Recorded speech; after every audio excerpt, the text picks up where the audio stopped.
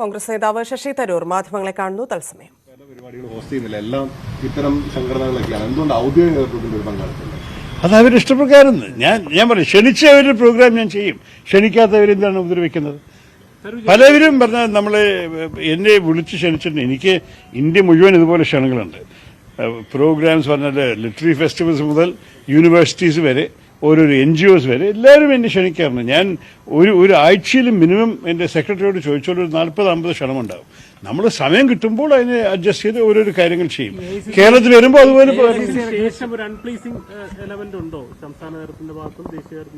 അത് അവര് പറയട്ടെ. എന്നോട് ഞാൻ ആരുടെ ഇപ്പോൾ ഒരു എനിക്കൊരു പടക്കൂല. ഇലക്ഷന് ശേഷം താങ്കളുടെ പ്രോഗ്രാംസ് കുറിച്ച് ഓവർറൈഡ് ചെയ്യപ്പെടുന്നുണ്ടോ? അതായത് വലിയ ചർച്ച ചെയ്യപ്പെടുന്നു അല്ലെങ്കിൽ ശ്രദ്ധിക്കപ്പെടുന്നു? ഇതുവരെ അങ്ങനെ ഒരു വിഷയം എനിക്ക് ഉണ്ടായിട്ടില്ല. പക്ഷെ ഈ ഇലക്ഷൻ കഴിഞ്ഞ ഒരു മാസമല്ലേ കഷ്ടിച്ചായിട്ടുള്ളൂ. നോക്കാൻ ഗുജറാത്തിലെ സ്റ്റാർ ക്യാമ്പയിനറിൽ നിന്ന് മാറ്റുന്നു, അവരെന്നെ ഉൾപ്പെടുത്തിയില്ലല്ലോ ലിസ്റ്റില്. അപ്പൊ മാറ്റുന്നു എന്ന് പറയാൻ സാധിക്കില്ല.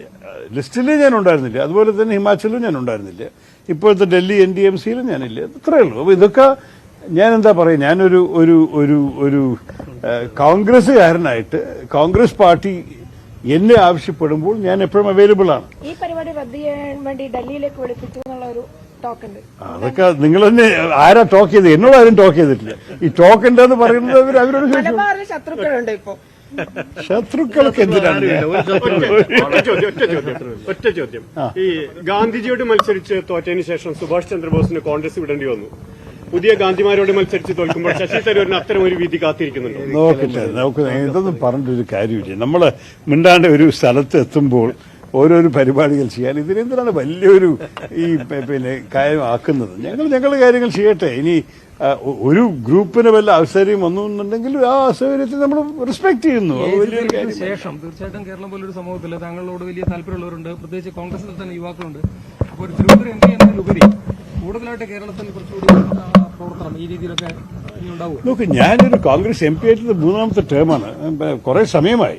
അപ്പോ എനിക്ക് പണ്ടും കുറെ ക്ഷണങ്ങളുണ്ടായിരുന്നു പല ഡിസ്ട്രിക്ട്സിൽ നിന്ന്. എല്ലാം ചെയ്യാനുള്ള സമയം ഉണ്ടായില്ല. എന്നാലും ഞാൻ 14 ഡിസ്ട്രിക്റ്റിൽ എപ്പോഴെങ്കിലും ഒരിക്കലെങ്കിലും പോയിട്ടുണ്ട്. ഈ തവണ ഇതുപോലെ ഇങ്ങനെ ക്ഷണങ്ങൾ വരുമ്പോൾ ഞാൻ പോകാതിരിക്കില്ല. നോക്കൂ, ഞാൻ ഇതിനെ വലിയൊരു ഒരു വിഷയമായി ഞാൻ കണ്ടില്ല. എനിക്ക് കുറച്ചൊരു അതിശയം തോന്നുന്നു, ഇത്ര വലിയൊരു സ്റ്റോറി ആയിരുന്നു നിങ്ങൾക്കും അവർക്കും ഒക്കെ.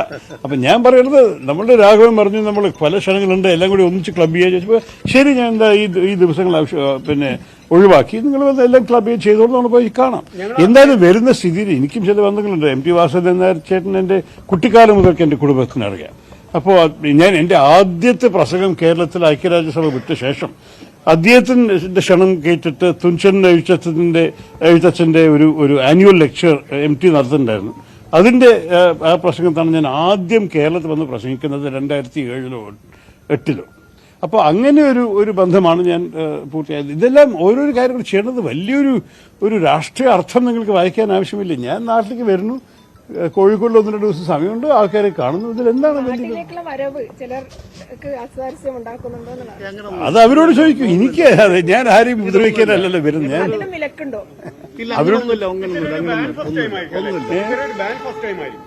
ബാനോ എന്താ? ഒരു MP സ്വന്തം പാർട്ടി ബാൻ ചെയ്യും? അതിലൊരു അർത്ഥമുണ്ടോ? നോക്കൂ, ആദ്യം നമ്മൾ ലോക്സഭയിൽ വരാൻ പോകുന്നത്. നിയമസഭയ്ക്ക് ഇനി സമയമുണ്ട്, ആലോചിക്കാം. യൂത്ത് കോൺഗ്രസ് ഒഴിവായിരിക്കുന്ന പരിപാടി സെക്യുലറിസവും സംഘപരിവാർ എന്ന് പറഞ്ഞാൽ വളരെ രാഹുൽ ഗാന്ധിയൊക്കെ ജോഡോ യാത്ര നടത്തുന്നതിന് പ്രധാനപ്പെട്ട ടീമാണ്. അപ്പം യൂത്ത് കോൺഗ്രസ് പോലൊരു സംഘടന അതിനകത്ത് ഒഴിവാകുന്നത് ശരിയാണോ? പല പരിപാടി നാളെ നടക്കുന്നത് നെഹ്റു യൂത്ത് ഫൗണ്ടേഷൻ അവർ നേരത്തെ പരിപാടി ആവശ്യപ്പെട്ടിരുന്നു ഇദ്ദേഹത്തോട്. അന്ന് കൊടുക്കാൻ കഴിഞ്ഞില്ല. സെയിം സബ്ജക്റ്റ് ആയിരുന്നു. സംഘപരിവാറും അതുപോലെ മതേതരത്വം നേരിടുന്ന വെല്ലുവിളികൾ, ഇതാണ് സബ്ജക്റ്റ്. അപ്പോൾ സ്വാഭാവികം അവർക്ക് ചില സാങ്കേതികമായ ചില പ്രശ്നം വന്നു യൂത്ത് കോൺഗ്രസിന്. അപ്പോൾ നെഹ്റു യൂത്ത് ഫൗണ്ടേഷൻ ആ പരിപാടി നാളെ അതേ ഹോളിൽ സംഘടിപ്പിക്കാൻ വലിയ സബ്ജക്റ്റാണ്. ഇപ്പോൾ ഒരു പ്രസന്റ് സിറ്റുവേഷനിൽ ചർച്ച ചെയ്യപ്പെടുന്ന വിഷയമാണ്. അപ്പോൾ ആ വിഷയം നാളെ നടക്കും, ചർച്ച നടക്കും, അവിടെ പരിപാടി നടക്കും. അല്ല, സാങ്കേതികത്വം സ്വാഭാവിക കമ്മിറ്റികൾക്ക് ചില പ്രശ്നങ്ങളുണ്ടെങ്കിൽ അവർക്കത് അതിൽ ചെയ്യാൻ പറ്റൂ. അതേസമയം തന്നെ മറ്റൊരു സംഘടന എന്നുള്ള രീതിയിൽ ഇത് നടത്തുന്നുണ്ട് ഈ പരിപാടി. അല്ല, യൂത്ത് ഫൗണ്ടേഷൻ നേരത്തെ ആവശ്യപ്പെട്ടാണ്. യൂത്ത് ഫൗണ്ടേഷൻ നേരത്തെ ആവശ്യപ്പെട്ടതാണ് ഇദ്ദേഹത്തോട് പരിപാടി. അവർക്ക് കൊടുക്കുക സെയിം സബ്ജക്റ്റ് അവരും ചോദിച്ചത്. യൂത്ത് കോൺഗ്രസ് അതിന്റെ ചെയ്യാൻ അവർക്ക് താല്പര്യമുണ്ടായിരുന്നു. പക്ഷെ അവർക്ക് ചില സാങ്കേതിക പ്രശ്നം വന്നതുകൊണ്ട് അവർ പിന്മാറി പരിപാടിയിൽ നിന്ന്. ഇന്ന് വൈകുന്നേരമാണ് പിന്മാറിയത്. സ്വാഭാവികമായും നേരത്തെ ആവശ്യപ്പെട്ടവർക്ക് ഈ പ്രോഗ്രാം അവർക്ക് കൈമാറി. ആ പ്രോഗ്രാം നാളെ നടക്കുകയാണ്. ഒരു കുഴപ്പമില്ല. എന്താ കുഴപ്പം? അതിലൊന്നും ഒരു വിഷയവുമില്ല. ഞങ്ങൾ അതിൻ്റെ അകത്ത് ഒരു വിഷയം ഞങ്ങൾക്കില്ല. Thank you. എന്താ നന്നായിരിക്കല്ലേ വന്ന് കേട്ടോളൂ. ശശി തരൂരിന്റെ പ്രതികരണമായിരുന്നു. ശശി തരൂരിന്റെ പരിപാടികൾക്ക് അപ്രഖ്യാപിത വിലക്ക്. കോഴിക്കോട് യൂത്ത് കോൺഗ്രസിന്റെ സെമിനാർ മാറ്റി. കണ്ണൂരിൽ DCC സംഘടിപ്പിക്കുന്ന പരിപാടിക്കും വിലക്കുണ്ട്. കോൺഗ്രസ് നേതൃത്വത്തിൽ നിന്നുള്ള സമ്മർദ്ദമാണ് പരിപാടി മാറ്റാൻ കാരണം. സമാന്തര പരിപാടികൾ സംഘടിപ്പിക്കുമെന്ന് തരൂർ അനുകൂലികൾ അറിയിച്ചു. അതേസമയം കണ്ണൂരിൽ ശശി തരൂരിനെ പങ്കെടുപ്പിച്ച് സെമിനാർ നടത്താൻ പാർട്ടി തീരുമാനിച്ചിട്ടില്ലെന്ന് DCC അധ്യക്ഷൻ മാർട്ടിൻ ജോർജ് പ്രതികരിച്ചു. കണ്ണൂരിൽ ശശി തരൂരിന് വിലക്കില്ല എന്നും മാർട്ടിൻ ജോർജ് വ്യക്തമാക്കി. അശ്വിൻ വല്ലത്തും മനു ഭരത്തും ചേരുന്നു. ആദ്യം മനുവിലേക്ക്. മനു, കണ്ണൂരിലെ പരിപാടി ഇപ്പം വളരെ കൂളായിട്ടാണ് ശശി തരൂർ ആ വിഷയത്തോട് പ്രതികരിച്ചതെങ്കിൽ പോലും ഇതിനുള്ളിൽ എന്തോ സംഭവിക്കുന്നുണ്ടെന്ന് ഈ പരിപാടികൾ ക്യാൻസൽ ചെയ്യുമ്പോൾ നമുക്ക് മനസ്സിലാവും. അവിടെ DCC പ്രസിഡന്റ് ഈ സംഭവവുമായി ബന്ധപ്പെട്ട് എങ്ങനെയാണ് പ്രതികരിച്ചത്? എന്തായിരുന്നു പരിപാടി? തരൂരിന്റെ പ്രതികരണം എത്തരത്തിലാണ്? അത് DCC പ്രസിഡന്റ് നൽകുന്ന ഒരു വിശദീകരണം, ശശി തരൂർ സതീശൻ പാച്ചേനിയുടെ വീട് സന്ദർശിക്കുന്നു. അന്തരിച്ച കോൺഗ്രസ് നേതാവ് സതീശൻ പാച്ചേനിയുടെ വീട് സന്ദർശിക്കാനായി കണ്ണൂരിലെത്തും. അപ്പോൾ അതിന്റെ ഭാഗമായി അദ്ദേഹം എത്തുമ്പോൾ ജവഹർ ലൈബ്രറിയിൽ മറ്റൊരു പരിപാടി നടക്കുന്നുണ്ട്. അതുമായി കോൺഗ്രസിനോ DCCക്കോ ബന്ധമില്ല. അത് ജവഹർ ലൈബ്രറി നടത്തുന്നതാണ്. അതല്ലാതെ മറ്റൊരു തരത്തിലുള്ള ഒരു വിലക്കോ ഒന്നും തന്നെ ഇല്ല. ശശി തരൂരിനെ പങ്കെടുപ്പിച്ചുകൊണ്ട് ഒരു പരിപാടി നടത്തുന്നതിനെ കുറിച്ച് DCCയിൽ ആലോചനകൾ ഉണ്ടായിട്ടില്ല എന്നാണ് അഡ്വക്കേറ്റ് മാർട്ടിൻ ജോർജ് വ്യക്തമാക്കുന്നത്. അതേസമയം ജവഹർ ലൈബ്രറി അധികൃതർ അതിൽ പറയുന്നത്, കഴിഞ്ഞ നവംബർ 14-ാം തീയതി ജവഹർലാൽ നെഹ്റു കൊമമറേറ്റീവ് ലെക്ചർ നടത്തുന്നതിനായി ശശി തരൂരിനെ ക്ഷണിക്കണം എന്നുണ്ടായിരുന്നു. പക്ഷെ അന്ന് അദ്ദേഹത്തിന് ഇവിടെ ഇല്ലാതിരുന്നതിനാൽ അതിന് കഴിഞ്ഞില്ല. പിന്നീട് അദ്ദേഹം ഇപ്പോൾ കോഴിക്കോട് വരികയും പിന്നീട് 23-ന് കണ്ണൂരിലൊക്കെ വരുന്ന ഒരു സാഹചര്യമുണ്ട്. മാഹിയിൽ 22-നുണ്ട്. അപ്പോൾ അതുകൊണ്ട് ആ ദിവസം അദ്ദേഹത്തിന്റെ സൗകര്യം കൂടി കണക്കിലെടുത്ത് 23-ന് വരാം എന്നൊരു ഡേറ്റ് കിട്ടിയിട്ടുണ്ട് എന്നാണ് ജവഹർ ലൈബ്രറി അധികൃതർ വ്യക്തമാക്കുന്നത്. അപ്പൊ 23-ന് ജവഹർ ലൈബ്രറിയിൽ ജവഹർലാൽ നെഹ്റു അനുസ്മരണ പ്രഭാഷണം നടത്താനാണ് ശശി തരൂർ എത്തുന്നത്. ഏതായാലും ആ പരിപാടിയുമായി കണ്ണൂർ DCCക്ക് യാതൊരു ബന്ധവുമില്ല എന്നാണ് DCC പ്രസിഡന്റ് വ്യക്തമാക്കുന്നത്. അഡ്വക്കേറ്റ് മാർട്ടിൻ ജോർജ് പറയുന്നത് DCC അങ്ങനെ ഒരു പരിപാടി ആലോചിച്ചിട്ടില്ല. അത് ജവഹർ ലൈബ്രറിയുടെ ജവഹർലാൽ നെഹ്റു അനുസ്മരണ പ്രഭാഷണമാണ്. അത് നടക്കും. അതിൽ DCCക്ക് അതുമായി ബന്ധമില്ല. ഏതായാലും ശശി തരൂരിന് യാതൊരു വിലക്കുമില്ല. അദ്ദേഹം സതീശൻ പാച്ചേനിയുടെ ദുഃഖാർത്തരായ കുടുംബാംഗങ്ങളെ സന്ദർശിക്കാനാണ് കണ്ണൂരിൽ എത്തുന്നത് എന്നാണ് DCC വ്യക്തമാക്കുന്നത്. ചേരുന്നുണ്ട് അശ്വിൻ. തരൂരിന്റെ പ്രതികരണം നമ്മൾ കണ്ടു. അദ്ദേഹം ഈ വിഷയങ്ങളോട് എങ്ങനെ പ്രതികരിച്ചു? എന്താണ് KSU പരിപാടിയിൽ പങ്കെടുക്കുന്നില്ല, സമാന്തര പരിപാടികൾ ഒരുക്കുന്നു എന്നൊക്കെയുള്ള വാർത്തകളോട് എത്തരത്തിലായിരുന്നു അദ്ദേഹത്തിന്റെ പ്രതികരണം? വിവരങ്ങൾ. ധന യൂത്ത് കോൺഗ്രസ് ആയിരുന്നു മതേതരത്വവും അതേപോലെ സംഘപരിവാർ ഉയർത്തുന്ന വെല്ലുവിളികളും എന്നുള്ള വിഷയത്തിൽ ഒരു സെമിനാർ നാളെ സംഘടിപ്പിക്കാൻ നിശ്ചയിച്ചിരുന്നത്. KP കേശവമേനോൻ ഹാളിലായിരുന്നു പരിപാടി. പക്ഷേ ആ പരിപാടിയിൽ നിന്ന് അവസാന നിമിഷം യൂത്ത് കോൺഗ്രസ് പിന്മാറുന്നു. അവർക്ക് വലിയ സമ്മർദ്ദം മുകളിൽ നിന്നുണ്ടായിരുന്നു, സംഘടനാ തലപ്പത്ത് നിന്നുണ്ടായിരുന്നു എന്നാണ് മനസ്സിലാക്കുന്നത്. അങ്ങനെയാണ് പരിപാടി മാറ്റുന്നതും. തൊട്ടടുത്ത നിമിഷം തന്നെ ഈ ജവഹർ യൂത്ത് സെന്റർ എന്ന പേരിൽ ഒരു സംഘടന ഈ പരിപാടി ഇതേ വിഷയത്തിൽ തന്നെ KP കേശവമേനോൻ ഹാളിൽ തന്നെ ഇങ്ങനെ ഒരു പരിപാടി നടത്തുമെന്ന് പറയുന്നതും നേരത്തെ നിശ്ചയിച്ചിരുന്ന സംഘാടകർക്ക് ഇക്കാര്യത്തിൽ എന്തോ സാങ്കേതികമായ അസൗകര്യം ഉണ്ടായതുകൊണ്ടാണ് ഇങ്ങനെ പരിപാടി മാറ്റാൻ ആവശ്യപ്പെട്ടത്. പക്ഷേ അതിൽ കുഴപ്പമില്ല. പരിപാടി അതേ വിഷയത്തിൽ തന്നെ സെമിനാർ അവിടെ വെച്ച് തന്നെ നടക്കും എന്ന് ശശി തരൂർ പറഞ്ഞു. മാത്രമല്ല ആരും തന്നെ അത്തരത്തിൽ ലക്ഷ്യം വെക്കുന്നതായൊന്നും തോന്നുന്നില്ല. അങ്ങനെ തന്നെ ഉന്നം വെക്കേണ്ട കാര്യമില്ല എന്നൊക്കെയുള്ള നിലക്കുള്ള പ്രതികരണം തന്നെയാണ് അദ്ദേഹം നടത്തിയത്. ഇന്നും നാളെയും ഇന്നിപ്പോൾ അദ്ദേഹം എത്തി കോഴിക്കോട് ബിഷപ്പുമായി ഉൾപ്പെടെ ചർച്ചകൾ നടത്തുന്നുണ്ട്. നാളെയും മറ്റന്നാളും അദ്ദേഹം വിവിധ പരിപാടികളിൽ പങ്കെടുക്കുന്നുണ്ട്. നാളെ കോഴിക്കോട് രാവിലെ MD വാസുദേവൻ നായരെ കണ്ടുകൊണ്ടാണ് അദ്ദേഹത്തിന്റെ പരിപാടികളുടെ തുടക്കം. അങ്ങനെ നിരവധി പരിപാടികൾ അദ്ദേഹത്തിന് നാളെയും മറ്റന്നാളുമായി ഉണ്ട്. മാത്രമല്ല പാണക്കാട് സാദിഖ് അലി ശിഹാബ് തങ്ങൾ ഉൾപ്പെടെയുള്ളവരുമായി അദ്ദേഹം കൂടിക്കാഴ്ച നടത്തുന്നുണ്ട്. പ്രധാന വ്യക്തിത്വങ്ങൾ ഇങ്ങനെയുള്ളവരൊക്കെയുമായി കൂടിക്കാഴ്ച നടത്തുന്നുണ്ട്. പക്ഷേ ഈ പരിപാടികളെല്ലാം സംഘടിപ്പിക്കുന്നത് കോൺഗ്രസ് നേതൃത്വമല്ല, ജില്ലാ കോൺഗ്രസ് നേതൃത്വമല്ല എന്നതാണ് ഏറ്റവും ശ്രദ്ധേയമായ കാര്യം. ഇപ്പോൾ സൂചിപ്പിച്ചതുപോലെ ജവഹർ യൂത്ത് സെന്റർ പോലെയുള്ള അത്തരത്തിലുള്ള സമാന്തര സംഘടനകളാണ് പലയിടങ്ങളിലും പരിപാടികൾ സംഘടിപ്പിക്കുന്നത്. നാളെ അദ്ദേഹം എം വി ശ്രേയാംസ്കുമാറുമായും കൂടിക്കാഴ്ച നടത്തുന്നുണ്ട്.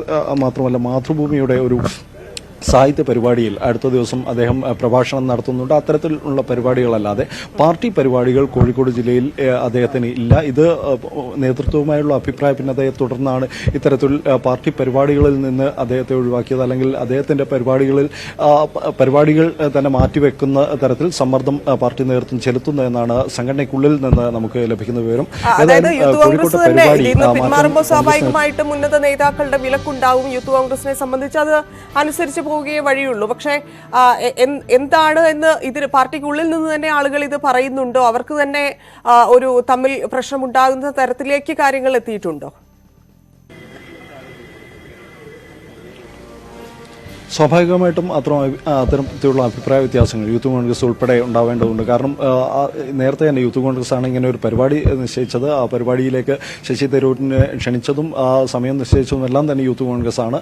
അദ്ദേഹം അല്പസമയം മുൻപ് സംസാരിച്ചത് നേരത്തെ മറ്റൊരു സംഘടന കൂടി, ഈ ജവഹർ യൂത്ത് സെന്റർ എന്ന പേരിൽ മറ്റൊരു സംഘടന കൂടി ഇത്തരത്തിൽ ഇതേ വിഷയത്തിൽ ഒരു സെമിനാർ സംഘടിപ്പിക്കാൻ ആഗ്രഹിച്ചിരുന്നു. പക്ഷേ അത് യൂത്ത് കോൺഗ്രസിന്റെ പരിപാടി ഉണ്ടായിരുന്നതുകൊണ്ട് ആ സെമിനാർ ഒഴിവാക്കുകയായിരുന്നു. പക്ഷേ എന്നാൽ അതേ വേദിയിൽ തന്നെ നാളെ സെമിനാർ നടക്കും എന്ന് ശശി തരൂർ പറയുന്നതിലൂടെ ഇത്തരം വിലക്കുകൾ കൊണ്ട് തന്നെ നിശബ്ദനാക്കാൻ കഴിയില്ല എന്നുള്ള സന്ദേശം തന്നെയാണ് ശശി തരൂർ നൽകുന്നത് എന്നുള്ള കാര്യവും വ്യക്തമാണ്. കാരണം നേതൃത്വം ഈ തരത്തിൽ ഈ പോഷക സംഘടനകളുടെ മേൽ സമ്മർദ്ദം ചെലുത്തിക്കൊണ്ട് അദ്ദേഹത്തിന്റെ പരിപാടികൾ ക്യാൻസൽ ചെയ്യാനൊക്കെ തന്നെ ശ്രമിച്ചു കഴിഞ്ഞാലും പരിപാടി അതായത് ഈ പോഷക സംഘടനകളെ ഉപയോഗിച്ച് ഈ പരിപാടി മുടങ്ങാതെ തരൂർ പക്ഷം എത്രത്തോളം അതിലൊരു ശ്രമം നടത്തേണ്ടി വരും? കാരണം മലപ്പുറം DCC സ്വീകരണം ഒഴിവാക്കുന്നു, DCC സന്ദർശനം മാത്രമാക്കുന്നു, അതുപോലെ കണ്ണൂരിലെ DCC പരിപാടികളിൽ നിന്ന് DCC ഒഴിവാകുന്നു. അങ്ങനെയുള്ള സംഭവങ്ങൾ ഇപ്പം കോഴിക്കോട് ഇത്തരത്തിലാണ് സംഭവിക്കുന്നത്. അപ്പം പോഷക സംഘടനകളെ മാത്രം വെച്ചുകൊണ്ട് തരൂർ അനുകൂലികൾക്ക് ഈ പരിപാടി ഭംഗിയാക്കാനുള്ള സാധ്യതയുണ്ടോ, പ്രത്യേകിച്ച് മലബാർ ഭാഗത്തൊക്കെ? ധന്യ, പരിപാടികൾ നന്നായി നടത്താൻ കഴിയും എന്നുള്ളൊരു ഉറച്ച വിശ്വാസം അദ്ദേഹവുമായി ബന്ധപ്പെട്ട് നിൽക്കുന്ന കോൺഗ്രസ് നേതാക്കൾക്കുണ്ട്. MK രാഘവൻ MP ഉൾപ്പെടെയുള്ള നേതാക്കളാണ് അദ്ദേഹത്തിന് പിന്തുണ പ്രഖ്യാപിച്ചുകൊണ്ട് മാത്രമല്ല അദ്ദേഹത്തിന്റെ പരിപാടികൾ ചാർട്ട് ചെയ്യുന്നതും ഇത്തരത്തിൽ വിവിധ പരിപാടികൾ നിശ്ചയിക്കുന്നതുമെല്ലാം തന്നെ MK രാഘവൻ MPയുടെ നേതൃത്വത്തിലാണ്.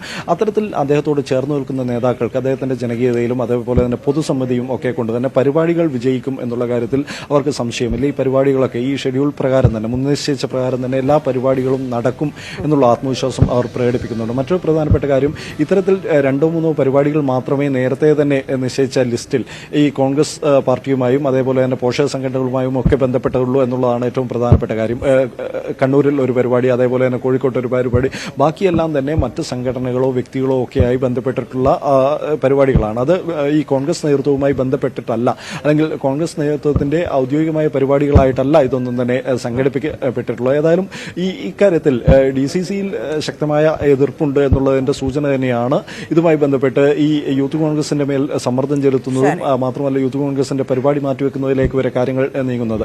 ഒരുപക്ഷെ ജില്ലാ കോൺഗ്രസ് നേതൃത്വത്തിന്റെ ഈ എതിർപ്പ് നാളെ K മുരളീധരൻ MP നാളെ രാവിലെ പത്രസമ്മേളനം നടത്തുന്നുണ്ട്. അദ്ദേഹത്തിന്റെ ഒക്കെ വാർത്താ സമ്മേളനത്തെ അത്തരത്തിലുള്ള പ്രതികരണങ്ങൾ നാളെ വരാനുണ്ട്. ഇതുമായി ബന്ധപ്പെട്ടിട്ടൊക്കെ അത്തരത്തിലുള്ള പ്രതികരണങ്ങൾ നമ്മൾ പ്രതീക്ഷിക്കുകയും ചെയ്യുന്നുണ്ട്. ശരി അശ്വിൻ, എന്തായാലും ഈ സമാന്തര പരിപാടികൾ അത് വിജയമായിട്ടുണ്ടെങ്കിൽ തന്നെ എന്തായിരിക്കും പിന്തുണ? അതായത് ഇപ്പോൾ MK രാഘവനെ പോലെയുള്ള ആളുകൾ പരസ്യമായി പിന്തുണ പ്രഖ്യാപിച്ചിരിക്കുകയാണ്. അദ്ദേഹത്തിന്റെ നേതൃത്വത്തിലൊക്കെയാണ് തരൂരിന്റെ പരിപാടികൾ മലബാർ മേഖലയിൽ പ്ലാൻ ചെയ്തിരിക്കുന്നത്. എന്തായാലും വരും ദിവസങ്ങളിൽ ഇക്കാര്യത്തിൽ കൂടുതൽ വ്യക്തത വരാനാണ് സാധ്യത. ഈ വാർത്താ ബുള്ളറ്റിൻ പൂർണ്ണമാകുന്നു. നമസ്കാരം.